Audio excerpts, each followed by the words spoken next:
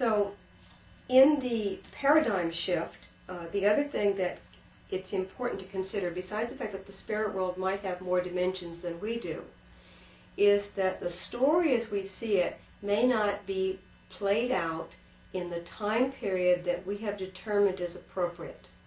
I'm being very careful with my words here, because what I'm trying to say is, if we think that cause and effect ought to happen within a 1 month period of time, that's our thinking process, that's our intellect, that's our, that's just us and our stuff and our beliefs and our fears. When the actual spiritual beginning, middle, and end of this story could extend over a decade. And what we're seeing is a dramatic point in the story.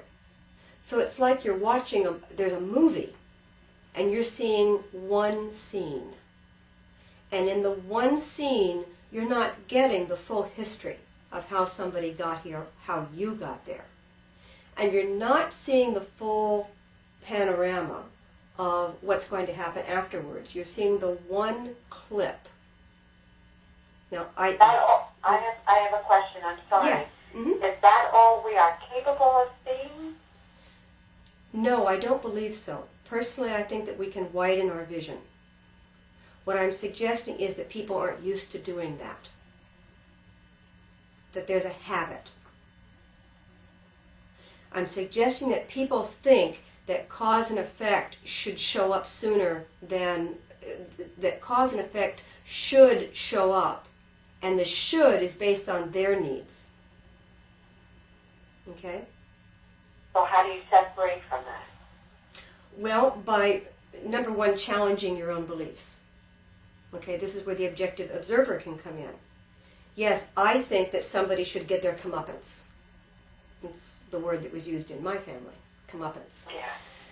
Yeah. You will get your comeuppance one day.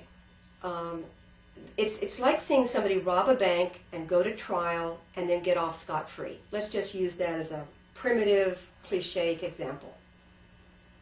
Okay, people believe that crime should be punished. People believe that guilty people should do whatever they have to do, whether that's go to jail or pay the victim or do whatever it takes. And if we see somebody get off, if we see somebody where they don't get caught, or the trial has a mistake in it and they're let free, it can look like there was no link between cause and effect, that somebody committed a crime but did not receive punishment for it. Okay? But in the spirit world, no crime goes unpunished, and no good deed goes unrewarded. So in the spirit world, this bad karma that this person created is just sitting out there waiting for them, and it could come to pass, it could resolve in 5, 10, 15, 20 years. It could also resolve in another lifetime. And that's where, what can we do with that information? So in other words, if we are living today remnants of things we did from another lifetime, and we're not going to complete it in this cycle, and we're going to complete it in another lifetime, how in heaven's name, as an individual human being, are you going to put this story together? That would be my exact question. Okay. What the guide says is that there is these the soul movements that I talked about before, dreams, intuition, eros, thoughts, and feelings. These can be guidelines to helping you complete the task that you came here to do, which may only be one segment of a larger story. You're really only here for the one segment, okay? You don't need to know in your conscious mind the entire story. But you can key into that segment and do it so well that you really do have a sense that you're on the right track and you're doing the right thing. And what I'm saying is there is no way to know the absolute truth of the arc of your story. And even if you don't believe in reincarnation, most people believe that there is a spiritual life before a baby is born, and that there is a spiritual life of some kind after death. So whether or not that manifests in human form, it may manifest in other ways, but the arc may still begin before birth and end after death. So what I'm saying, only deal with the pieces you can access. What the guide is saying is that you may have been prevented from accessing some of the pieces for a reason. Okay? So in other words, if you came here to learn about integrity and you have lost your integrity before, you have a feeling of having lost integrity before. So it gives you more impetus to develop integrity. Okay? You don't have to know the precise events of the previous loss of integrity.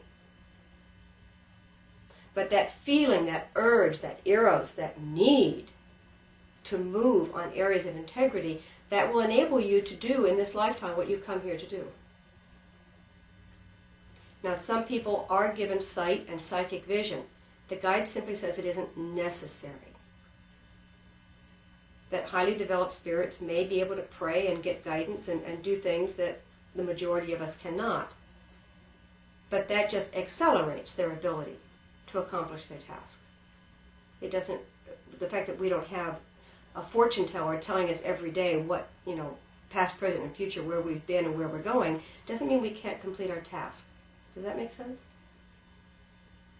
Yeah, yes, it does, and I'm trying to tie it in to how you originally started your discussion in Like Attract Like.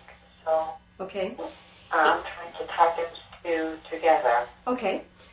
So in Like Attracts Like, you have come in with an energy. Okay?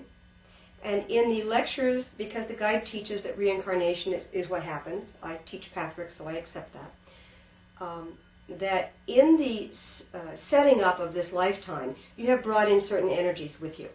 Okay? Mm-hmm. Those energies were set up to attract other events and other relationships. Okay? So because you have an energy of seeking integrity, if you are resistant to that, you will attract the energy of other people resisting integrity. But if you are trying to move through that blockage and move into integrity, you will tend to attract people who are doing the same thing. Or perhaps who have even gotten there and who recognize your efforts.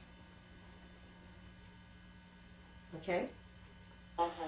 So again, you don't have to know the precise details of how you got here and why this is your specific task. But you can take the evidence of what is happening in your life as evidence of where you might be energetically. Now that comes in at the end of this lecture a little bit. Let me find it.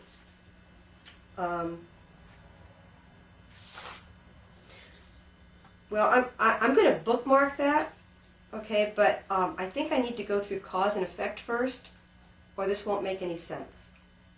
So I'm making a note to come back to that. But let me see if adding cause and effect will help here.